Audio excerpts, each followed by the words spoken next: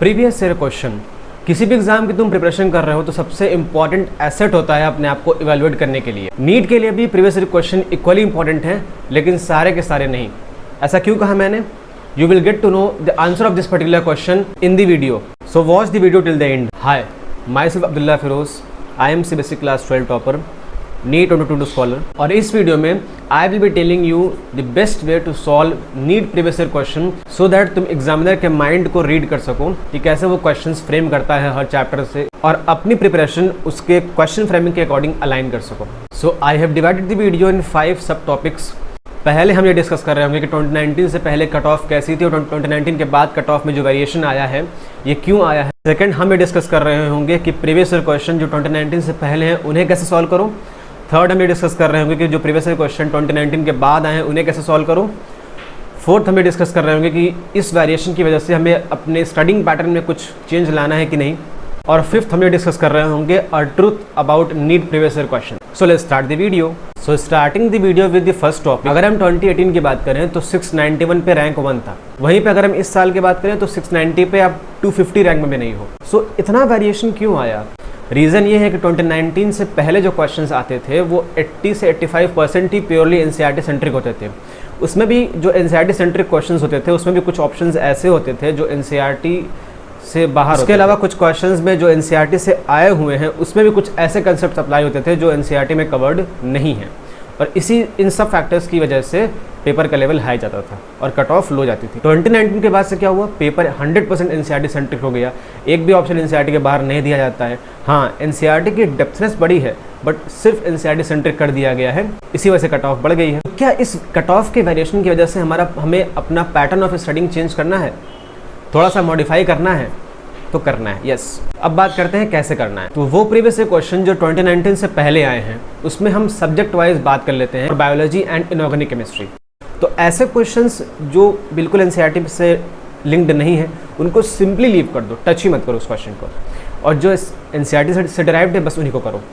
अच्छा, कुछ क्वेश्चन ऐसे हो सकते हैं जिसमें 3 ऑप्शन NCERT से आए हैं और 4th ऑप्शन आपका आउट ऑफ NCERT है, तो उन क्वेश्चन को भी तुम अटेम्प्ट कर दो, बिकॉज 3 ऑप्शन तो NCERT में से है ना, तो उनको भी तुम अटेम्प्ट करो। फॉर ऑर्गेनिक केमिस्ट्री तुम्हें क्या करना है, ऐसे रिएजेंट्स जो NCERT में गिवन नहीं हो, अगर वो पूछे गए हो किसी रिएक्शन में तो उस रिएक्शन को सिंपली लीव कर दो। बट ऑर्गेनिक केमिस्ट्री के 2019 से पहले वाले क्वेश्चन को सॉल्व करते हुए ये ध्यान रखना है तुम्हें कि अगर उस क्वेश्चन में कोई बेसिक कंसेप्ट इन्वॉल्व है, जैसे GOC का concept, for example hyper conjugation, resonance, carbocation, carbanion etcetera, तो तुम्हें क्या करना है, उस क्वेश्चन को तुम्हें सॉल्व करना है, क्योंकि वो कंसेप्ट तुम्हें रिएक्शंस को अंडरस्टैंड करने में हेल्प कर सकता है। सो उससे तुम तो उस प्रीवियस क्वेश्चन से जो तुम कंसेप्ट उठा रहे हो उसे अपने नोट्स में सिंपली ऐड कर दो। For physics and physical chemistry, अगर क्वेश्चन में कोई ऐसा टॉपिक कवर्ड है जो बिल्कुल NCERT में है ही नहीं, उस टॉपिक के बारे में कोई डिस्कशन नहीं है, तो उस क्वेश्चन को तुम लीव कर सकते हो। बट कोई ऐसा क्वेश्चन है जो ज़्यादा ट्रिकी है, तो तुम्हें ये समझ लेना है कि भाई टॉपर ने भी 2019 से पहले पूरे क्वेश्चन नहीं अटेम्प्ट कर पाते थे, टॉपर्स भी, तो ऑब्वियस सी बात है उस क्वेश्चन का लेवल हाई है, तो उससे तुम सोल्यूशन देख के उसको समझ लो, घबराओ नहीं उसको लेके कि उस पर्टिकुलर क्वेश्चन को लेके खुद को इवैल्यूएट नहीं करो कि ये क्वेश्चन मुझसे नहीं हो रहा है तो मेरा सिलेक्शन रुक सकता है या मुझे एम्स जल्दी नहीं मिलेगा। ऐसा कुछ नहीं है। 2019 से पहले जो टॉपर्स के स्कोर भी 720 नहीं होते थे, सिर्फ इस बात को दिमाग में लेके चलो। बट फिजिक्स और फिजिकल केमिस्ट्री में कोई ऐसा क्वेश्चन है जो NCERT अलाइंड है, प्योरली नहीं है बट 50%, 70%, 80% है, उसमें कोई अलग सा कंसेप्ट इन्वॉल्व है, तो उस पर्टिकुलर कंसेप्ट को तुम अपने नोट्स में ऐड कर लो सिंपली। अब हम बात करें कि जो प्रीवियस क्वेश्चन 2019 के बाद पूछा गया है उसको कैसे सॉल्व करें, तो उसको तुम्हें एज इट इज सॉल्व करना है, चाहे फिजिक्स हो, चाहे केमिस्ट्री हो, चाहे बायो हो, क्योंकि वो तुम्हें एक्चुअली एग्जाम का एक्सपीरियंस देता है। तो 2019 के बाद के जो PYQs हैं उनको तुम टाइमर लगा के सॉल्व करो, ऐसा मान के चलो कि तुम एक्चुअल एग्जाम दे रहे हो। Ideal time can be 30 minutes for biology, 1 hour for chemistry and 1.5 hours for physics. और इन क्वेश्चन को सॉल्व करते हुए अगर तुम स्टक होते हो तो आप उस पर्टिकुलर टॉपिक या उस पर्टिकुलर कंसेप्ट को रिफ़र करो बुक से, समझो कि मैं क्यों स्टक हो रहा हूँ। I have revision test for you. जैसे मान लो तुम कोचिंग को फॉलो कर रहे हो तो अभी तुम क्लास 12th में ऑलमोस्ट इंटर कर गए होगे, तो 11th के जो स्टार्टिंग के चैप्टर्स हैं वो भूल रहे होंगे। तो जैसे मैंने अपने प्रीवियस वीडियोज़ में बताया था कि डेली 30 मिनट या 1 hour निकाल के प्रीवियस चैप्टर्स को रिवाइज़ करो। बट क्या होता है ना, जब खुद से रिवाइज़ करते तो उतना कंसिस्टेंसी नहीं आ पाती। सो अगर वीकली कोई टेस्ट रहे तो उस वीकली टेस्ट रहे उस 6 दिन में हमें उसका रिवीजन करना हो तो कितना अच्छा रहेगा। So I have a test for you 15 अभ्यास सैम्पल पेपर्स बाय एडुकार्ड। इसमें 13 माइनर टेस्ट हैं और 2 मेजर टेस्ट हैं। इन 13 माइनर टेस्ट को तुम वीकली दे सकते हो और 6 दिन उस टेस्ट की प्रिपरेशन कर सकते हो, डेली 30 मिनट या 1 आवर निकाल के, जिससे आपका प्रीवियस चीज़ों का रिवीजन होता रहेगा। इसमें आपकी OMR भी मिलती है, जिससे आपको बिल्कुल एग्ज़ाम का एक्सपीरियंस मिलेगा। उसके अलावा इसके सॉल्यूशंस भी आपको मिलते हैं। अगर सॉल्यूशन समझ ना आया तो आपको टीचर्स मिलते हैं जो आपके इंस्टेंट डाउट सॉल्व करेंगे। और इस सैम्पल पेपर की सबसे अच्छी चीज़ ये है कि जैसे मान लो तुम्हारा चैप्टर 1, 2, 3 फर्स्ट टेस्ट में कवर हुआ, 4, 5, 6 सेकंड टेस्ट में कवर हुआ, तो थर्ड टेस्ट में तुम्हारा 1 से लेकर 6 कवर होता है। तो एक बार तुम्हारा रिवीजन हुआ, फिर डबल रिवीजन हो जाता है। तो जितना रिवीजन उतना अच्छा आउटपुट एग्जाम में। और इसके सारे क्वेश्चंस बिल्कुल NCERT सेंट्रिक हैं, एग्जैक्ट नीट पैटर्न पे हैं। Different types of questions covered हैं, डिफरेंट टाइप ऑफ क्वेश्चन जो एक्चुअल एग्जाम में आते हैं सारे कवर्ड हैं।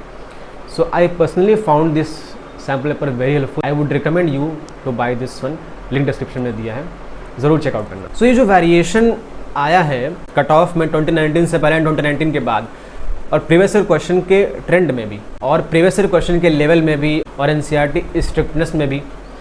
सो क्या इससे मैं अपना थोड़ा सा पैटर्न ऑफ स्टडिंग मॉडिफाई करना है? यस।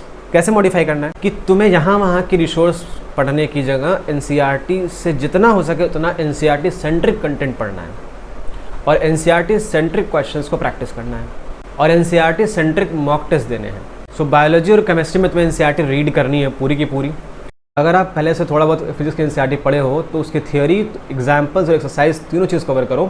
बट अगर बिल्कुल अनटच्ड है फिजिक्स NCERT अब तक, तो उसके एग्जाम्पल्स और एक्सरसाइज एटलीस्ट कवर कर लो, because that will help you a lot in actual examination. Now what is the truth about NEET PYQs? NEET PYQs के बारे में एक सच ऐसा है जो आपको कोई नहीं बताया होगा। सच क्या है कि कभी कभी क्या होता है, आप जब प्रैक्टिस कर रहे होते हो, मान लो आप 2019 से पहले के क्वेश्चन प्रैक्टिस कर रहे हो, आप स्टक हुए, तो आप खुद को जज करने लगते हो, खुद को इवैल्यूएट करने लगते हो कि ये क्वेश्चन मुझसे नहीं हो रहा है, तो मैं एग्जाम में क्वेश्चन से नहीं कर पाऊंगा, ये तो प्रीवियस ईयर क्वेश्चन है, मुझसे नहीं हो रहे हैं। बट ऐसा आपको इवैल्यूएशन वाली चीज़ आपको सिर्फ 2019 के बाद वाले PYQs पे अप्लाई करनी है। सो जब भी 2019 के बाद वाले PYQs कर रहे हो, सिर्फ उन्हीं के थ्रू खुद को इवैल्यूएट करो, खुद की प्रिपरेशन को इवैल्यूएट करो। लेकिन 2019 से पहले वाले क्वेश्चंस जो हैं उनके बेसिस पे खुद को इवैल्यूएट नहीं और करो। ऐसा नहीं कि आपको अपनी स्टडी को NCERT सेंट्रिक करनी है तो इसका मतलब ये कि क्लास करना छोड़ दो, क्योंकि अब जो 2019 के बाद वाले क्वेश्चंस आ रहे हैं उसमें NCERT की डेप्थनेस ज़्यादा बढ़ गई है। You have to understand NCERT properly. So what you have to do, तुम्हें कोई भी क्लास मिस नहीं करनी है, चाहे बायो की हो, चाहे केमिस्ट्री की, चाहे फिजिक्स की हो। आई होप आपको उस चीज़ का आंसर मिल गया होगा जो मैंने वीडियो के स्टार्टिंग में बोला था कि सारे के सारे नीट के PYQs आपको रियल टाइम एग्जाम एक्सपीरियंस नहीं देते हैं। Be consistent and work hard. Video पसंद आए तो लाइक करना, फ्रेंड के साथ शेयर करना, चैनल पर नहीं हो तो सब्सक्राइब करते हुए जाना for more amazing videos that will boost your preparation. Thank you for watching.